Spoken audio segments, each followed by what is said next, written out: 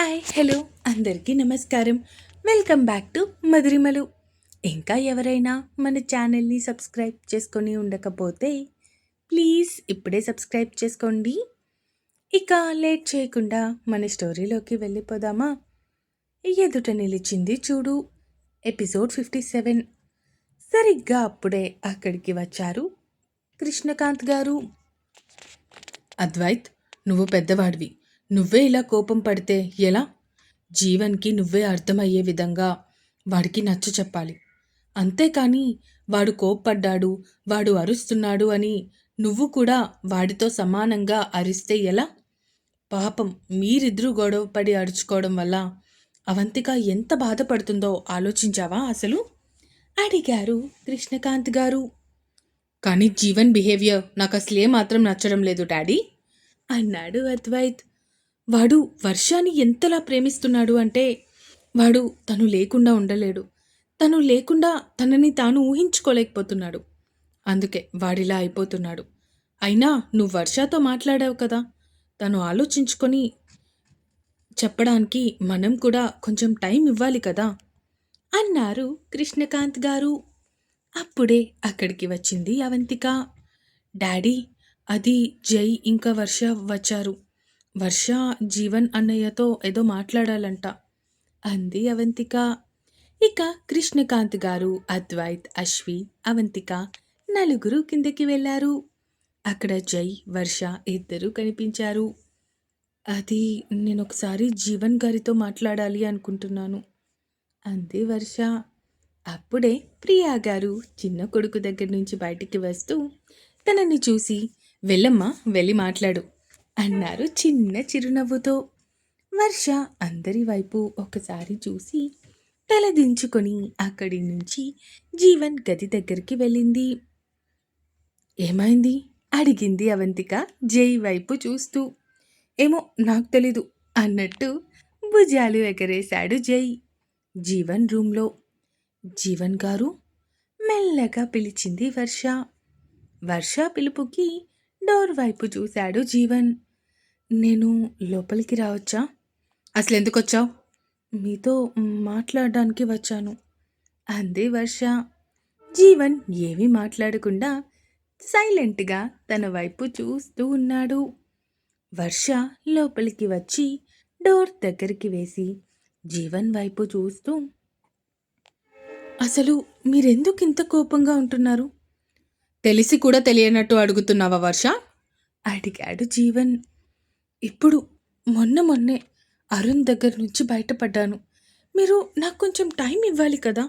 నేను కొంచెం ఆలోచించుకొని నేను ఒక నిర్ణయం తీసుకోవాలి అంటే అంత ఈజీగా తీసుకోలేను కదా.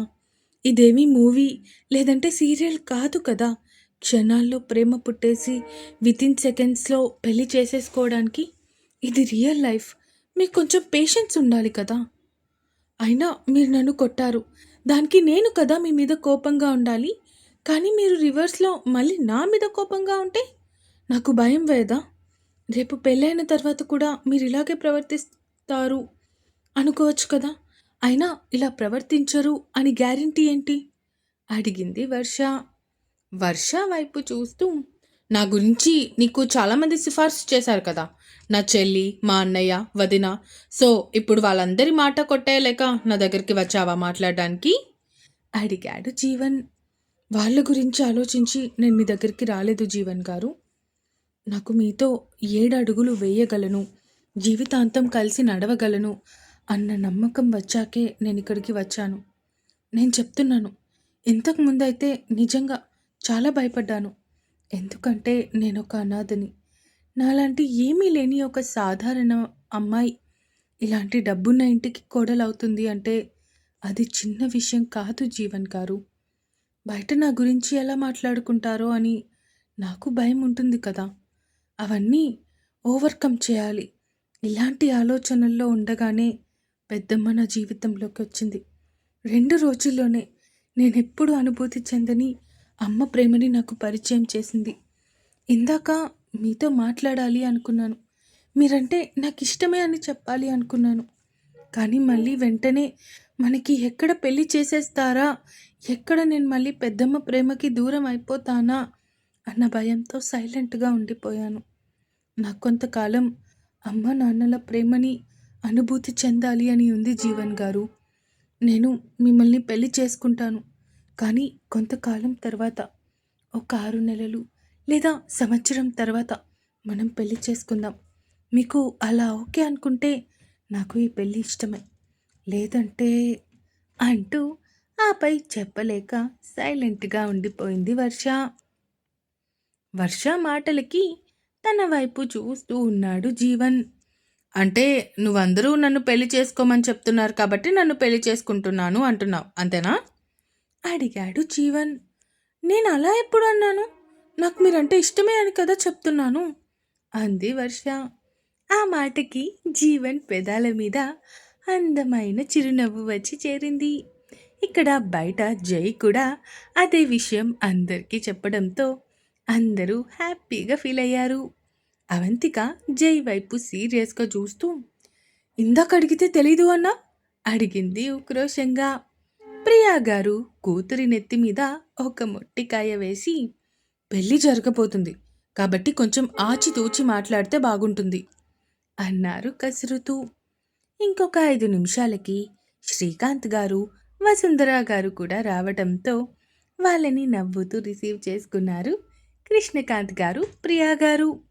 అదేంటంటే ఇందాక పంతులు గారికి ఫోన్ చేస్తే ఆయన ఈరోజు పెళ్లి గురించి మాట్లాడుకోవడానికి బాగుంది అన్నారు. అందుకే ఇలా వచ్చేసాము అన్నారు వసుంధర గారు. ఇక ఒక 5 మినిట్స్కి జీవన్, వర్ష కూడా బయటికి రావటంతో అవంతిక చిన్న అన్న దగ్గరికి చేరి, ఎరా ఇప్పుడు వెళ్తావా యుఎస్? నా ఎంగేజ్మెంట్ వరకు కూడా అవసరం లేదు. వెళ్ళిపోతాను అంటే ఇప్పుడే వెళ్ళిపో. అద్వైత్ అన్నయ్య ఉన్నాడు కదా, పర్లేదు అంది అవంతిక చిన్న అన్నయ్య వైపు చూస్తూ. నిజంగా వెళ్ళిపోమంటావా?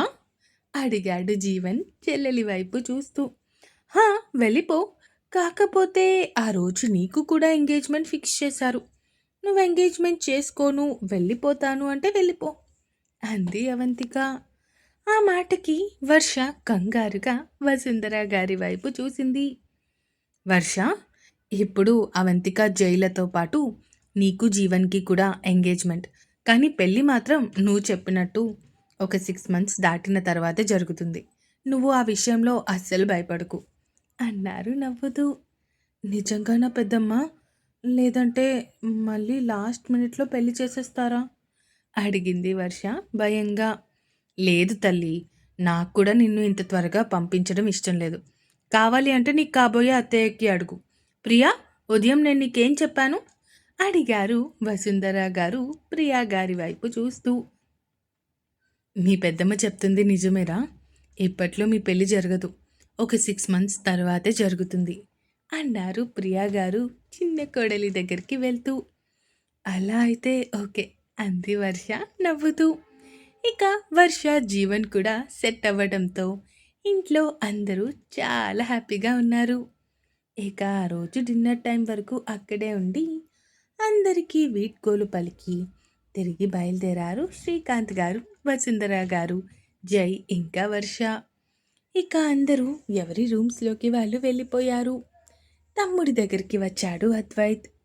సారీ అన్నయ్య అన్నాడు జీవన్. సారీ అవసరం లేదు కానీ ఇప్పుడు నువ్వు హ్యాపీగా ఉన్నావా? అడిగాడు అద్వైత్ తమ్ముడి వైపు చూస్తూ. "హ్మ్" అన్నట్టు తలగుండ్రంగా ఊపాడు జీవన్. దేనికైనా కొంచెం టైం పడుతుందిరా. కొంచెం నువ్వే పేషెన్స్తో వెయిట్ చేస్తే సరిపోతుంది. ఇక హ్యాపీగా ఉండి తిరిగి తమరి వర్క్ మీద కాన్సన్ట్రేట్ చేస్తే బాగుంటుంది అన్నాడు అద్వైత్ తమ్ముడి వైపు చూస్తూ. ఓకే అన్నయ్య అన్నాడు జీవన్ నవ్వుతూ. ఒక 10 నిమిషాలు తమ్ముడితో మాట్లాడి అప్పుడు తన రూమ్లోకి వెళ్ళిపోయాడు అద్వైత్. బావా, ఇప్పటి వరకు ఏం చేస్తున్నావు నువ్వు? అడిగింది అశ్వి భర్త వైపు చూస్తూ. జీవన్ దగ్గరికి వెళ్ళాను, తనతో మాట్లాడుతూ ఉన్నాను. ఏమైంది? మా శ్రీమతి గారు నా కోసం వెయిట్ చేస్తూ ఉన్నారా? అడిగాడు అద్వైత్ భార్య వైపు చూస్తూ. అవును, మా ఆయన రాకుండా పడుకుండిపోతే మళ్ళీ ఫీల్ అయిపోయి హర్ట్ అయిపోతాడు. అందుకే వెయిట్ చేస్తూ ఉన్నా మా ఆయన కోసం అంది అశ్వి. అబ్బో, మీ ఆయన కోసం వెయిట్ చేస్తూ ఉన్నావా? అలా అయితే మీ ఆయన నీకోసం ఒక గిఫ్ట్ ఇస్తాడు అన్నాడు అద్వైత్. అవునా ఏంటది అడిగింది అశ్వి ఎక్సైట్ అవుతూ. అద్వైత్ ఒక్కసారిగా అశ్వి ఊహించని విధంగా తన పెదాలను అందుకున్నాడు. భర్త నుంచి ఇటువంటి చర్య ఊహించని అశ్వి మొదట షాక్ అయినా తరువాత భర్త ఇస్తున్న ముద్దుకి అతని వశం అయిపోయి తనని తాను అతనికి సమర్పించేసుకుంది. అద్వైత్ భార్యని ఇష్టంగా తనలో కలిపేసుకొని ఆ రాత్రిని ఒక మధురమైన రాత్రిగా మలుచుకున్నాడు. ఇంకా ఉంది. ఇంకొక 5 ఎపిసోడ్స్‌లో స్టోరీకి ఎండ్ కార్డ్ పడిపోతుంది. ఇక ఉంటాను.